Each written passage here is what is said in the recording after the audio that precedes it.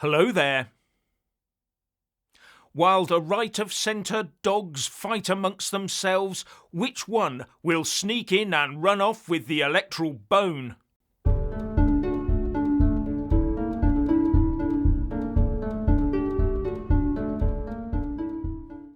The UK is in a mess, and anyone on the right side of sanity is asking who will save us from a second Labour term in office.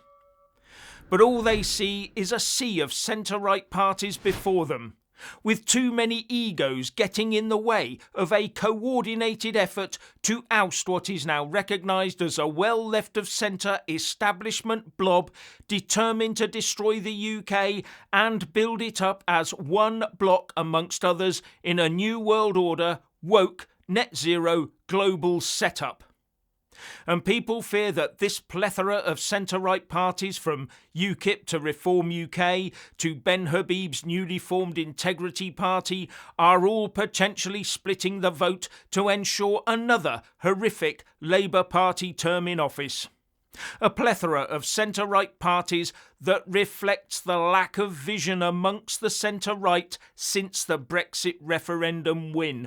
They stopped at the win and did not keep the fight up to obtain a true Brexit and a true future for the UK.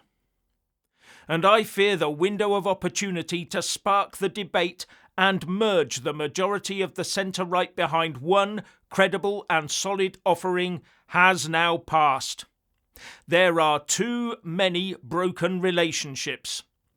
I fear the time has come for a hard-fought, winner-takes-all battle of ideas. And that's exactly what I see coming down the tracks.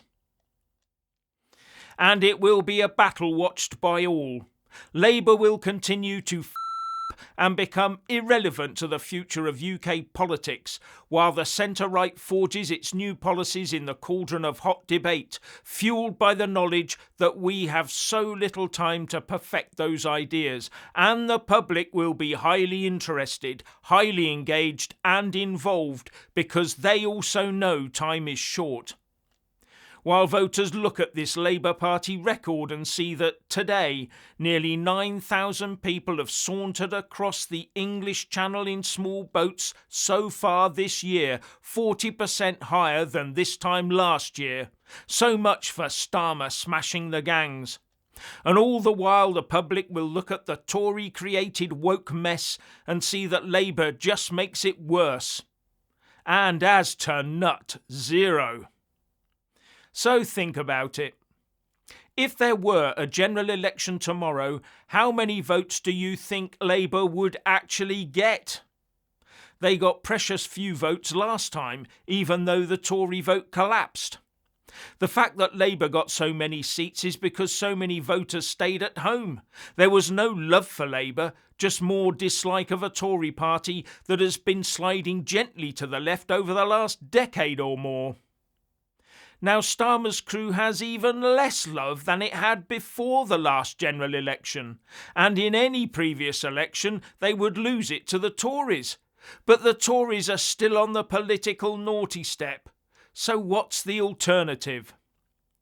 Things are so bad with the Labour-Tory uniparty setup that were the monster raving loony party the only other contender, Labour and the Tories would come equal second to the loony winners, because anything, absolutely anything, would be better than either the Reds or the Blues.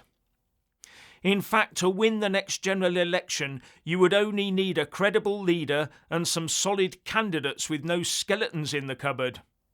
And right now, being former members of the Tories or Labour would probably be seen as a nasty skeleton to have in your cupboard. Now, many people are worried that even Reform UK, as the biggest fish in the right of centre pond, won't have the time to build into a general election winning position. But it has proved that a new party can lead in the political polls. It's whether it can maintain that lead and build on it in the coming months and years. But Nigel Farage is not proving as politically adept as he has been in the past, something that might catch up with him. He's now lost his most effective MP, Rupert Lowe, turning him from friend into foe, as well as another asset he managed to throw away, Ben Habib, has just become the director of the Integrity Party. Although the Integrity Party is yet to be okayed by the Electoral Commission, but I don't see that being a problem. And the fourth Reform UK MP, whose name no one seems to be able to remember, James McMurdoch, has, as I understand it, joined in with Rupert Lowe's groomer crowdfunding appeal by becoming a panel member. Are we about to see Nigel Farage lose another MP? And is Ben Habib's new party going to include Rupert Lowe? Ben is keeping tight-lipped on that one, saying on X, "There was much speculation yesterday about me having taken control of a political party, the Integrity Party. I can confirm the speculation was correct. I do control that party. I was not going to make any comment on the speculation. There is much to be done to get it fully operational, including possibly renaming it. However, I have been bowled over by the support the party and I received yesterday. We gained over 200 members and raised £6,000 without me even saying a word. I am therefore compelled to thank you all for your support and encouragement. Thank you. I will not be making any further public comment on the party until it is much more advanced, but I can assure you it will stand without fear or favour for a proud, sovereign, independent and prosperous United Kingdom in all its parts and for all its people. Please watch this space." And that drew both praise and opprobrium in equal measure. Another entrant in the huge centre-right battle to come. But as I said earlier, that is what is now required. And as far as I'm concerned, the sooner it starts, the better. Labour is busy destroying itself. It is making itself unelectable. And should Keir Starmer end up being booted out by his own party, the replacement for number 10 would be even worse than him. Labour were toasted the day they pulled the winter fuel allowance and taxed small businesses into the ground. Nothing will now save them.